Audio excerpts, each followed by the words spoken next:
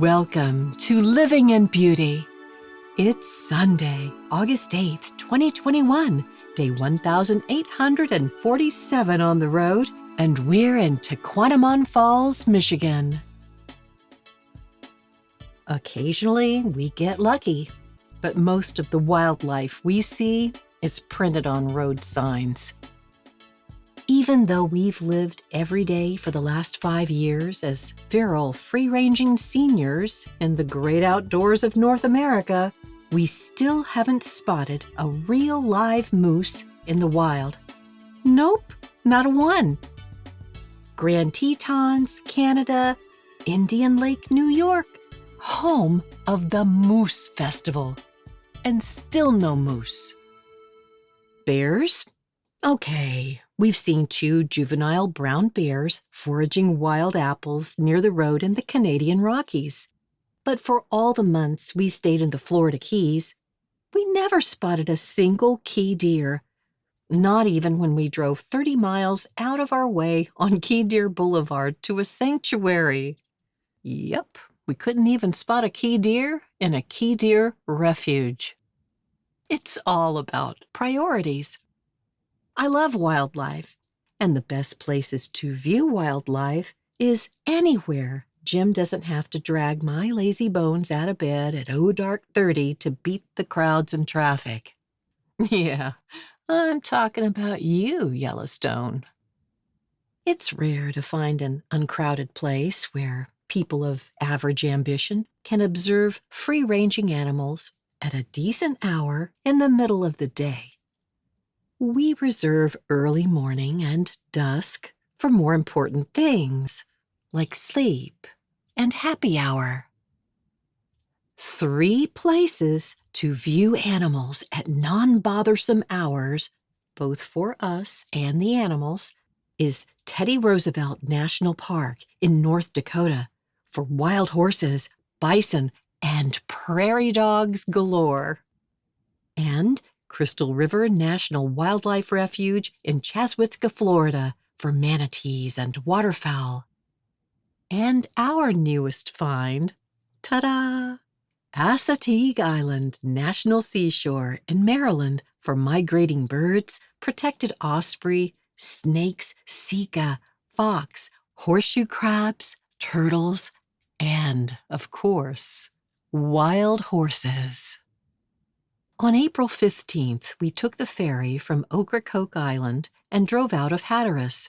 Then, deciding it would be a shame to rush this epic 297-mile coastal drive, we stopped overnight in Grandy, North Carolina, because we break for beer and brats. There, we enjoyed a solid German meal and a remarkable beer tasting. Wow, we like them all. At a delightful family establishment on the list of Harvest Host's participating businesses, the Weeping Radish. A light, cool rain fell throughout the night, and the next morning we woke to a partly cloudy bluebird sky. Perfect conditions for some spontaneous sightseeing. Wonder called. What a great day to explore. So, let's eat. The weather conditions were ideal for some outdoor dining at Kill Devil Grill. Before a stroll along America's greatest airfield, the Wright Brothers National Memorial, where, on December 17, 1903, Orville and Wilbur tested the Wright Flyer, their first successful flight of a motorized aircraft.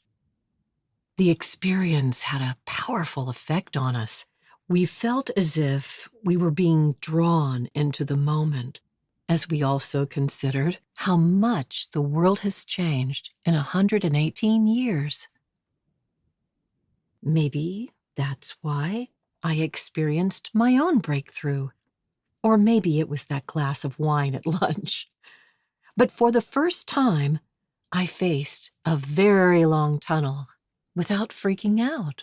Lying down on the floorboard with sound-canceling earphones, singing The Lusty Month of May in a trembling, breathless soprano, I rode through with no anxiety whatsoever. Jim showered me with congratulations as we crossed the Sinnapunxet Bay via the Verrazano Bridge and on to Assateague Island. Oh, what a delight to enter the park just as the mares were on parade, showing off their spring colts. Then we settled into the Bayside campground for 14 days of dry camping. No electricity, water, or sewer. Americans are still in retreat from COVID, and from sea to shining sea, the campgrounds are filling up with RVs. So, at least for the present, we're abandoning our free-roaming lifestyle for a less sexy but okay solution: reservations. Oh, it's not all that bad. At first we bucked the system, but we've come to respect the benefits of trip planning. Yes, being corralled by prepayments and no refunds for changes and cancellations can be frustrating. But there are some juicy carrots, too. Between our scheduled 2-week stays at selected destinations, we like to jump the fence and enjoy an exhilarating 1 or 2 day gallop through no reservations land. Spontaneity is key to living in beauty and is one of the best reasons for traveling in an RV. Here on the East Coast, open-range camping on government land is scarce, so our Harvest Hosts membership is even more important here. Even with a pre-planned schedule, we can take a day or two between locations to stop and smell the flowers. It's the best of both worlds. Scheduling keeps us true to a relaxing 4-3-2 pace, our solution for full-timing burnout, and we can experience undeveloped camping opportunities as well. Now, about Assateague Island. 2 states, Maryland and Virginia, straddle the 37-mile-long barrier island. Formerly used by the Department of Defense, it is now governed by a tangle of state and federal entities who manage the limited resources. The Virginia side, managed by the Chincoteague National Wildlife Refuge, is famous for the Southern Herd Roundup and Pony Penning Day.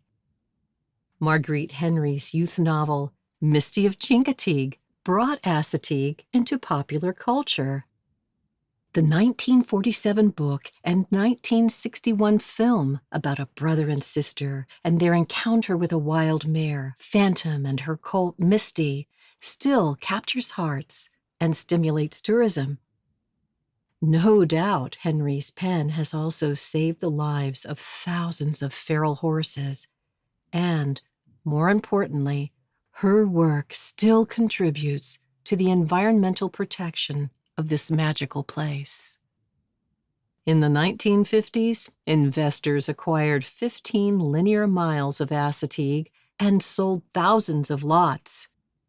A paved road, Baltimore Boulevard, ran down the center of the island. The General Assembly approved construction of a bridge linking the island to the mainland.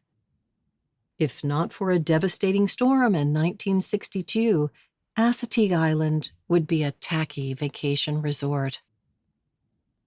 The herds. Divided by a fence between state lines, the horses are separated into 2 herds. Each herd is managed according to the state's needs and requirements, with striking differences between them. The Virginia side is held to a stock breeding approach because the Chincoteague Fire Department owns the herd.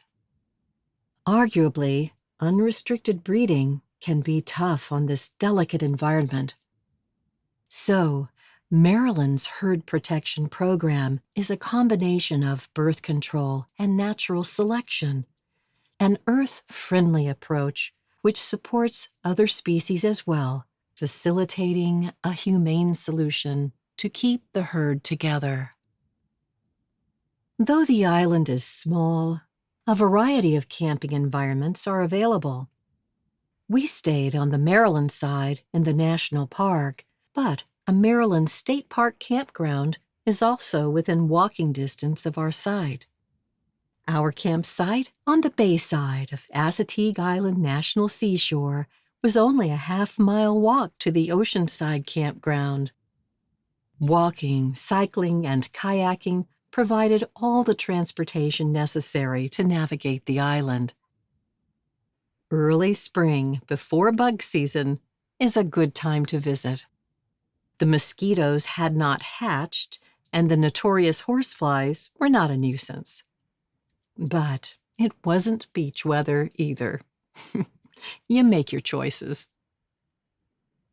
Most days were sunny and cool, perfect for bike rides and horsing around. Camping on the bay side rather than the ocean side spared us a good sandblasting, too. And we enjoyed the tree canopy occupied by a host of fiercely territorial songbirds who serenaded us all day and all night. The 2 consecutive days of high winds gave us an opportunity to catch up on sleep. We also filled the time playing 5 crowns, binging on Schitt's Creek, and feasting on hot pot, a traditional and oh so comforting Asian soup. Most of the ingredients arrived in a care package from our friend Cindy and our son Chris. The local fish market, Crabs to Go, provided fresh tuna from the Chesapeake and Sinnapunxet Bay. When the wind finished having its say, a stretch of calm, sunny days followed. We kayaked in the marshes, hiked the dunes, cycled on the designated bike paths, spotting sika, osprey, eastern hognose snake, and, of course, horses. The super pink moon in April was something to celebrate, but only at home. Because horses' eyes do not reflect light at night, night driving in the park is discouraged. So we lunched in Berlin, America's coolest small town, and yes, it was cool. And on Sundays, we hung out at Sinnapunxet Brewing Company to drink cold beer and listen to the coolest music. We still don't know what to think about Ocean City on Maryland's Grand Strand. Seasonal tourism hadn't started up yet. The beach, boardwalk, and streets of this highly developed and rather large town were almost completely empty. Hundreds of hotels, restaurants, and shops only exist for seasonal tourism, and they were mostly abandoned. Tiki bars, taco joints, Hawaiian shirt stores. The effect was apocalyptic. But several locals advised us to check out Waterman's for an authentic Maryland dining experience. And you know, it was cool, and the price was right. But home is where the horses are. The horses are the draw for most out-of-town visitors. For those lucky enough to live near the park, the herd is their community, and many locals can identify each horse by name. Seeing horses whenever the mood strikes is kinda cool, if you remember to watch your step. But for us, the herd is only part of the magic of Assateague. The horses complement this atmospheric landscape. Ethereal as a fairy tale, the geography and history and mysteries of Assateague are as softly contoured as a secret. Where did the horses come from, anyway? Were their ancestors the survivors of La Galga, a Spanish shipwreck? Or were they brought here to be kept out of sight from tax collectors and to avoid costly fence laws? I can believe all of the above, but I'm sticking to the romantic Spanish stallion story because I was raised with it. So there. But the silent, unsung warriors here are the trees, standing up to the salt earth and air and to the rising sea and bearing up against the blazing summer sun and icy winters, holding their ground, dignity intact until the very end. And then some. There is a survival mechanism at work here. It's almost supernatural. Only the scrappy can make it on this crusty edge of the earth where every plant and creature worth its salt must learn to eat and breathe the stuff.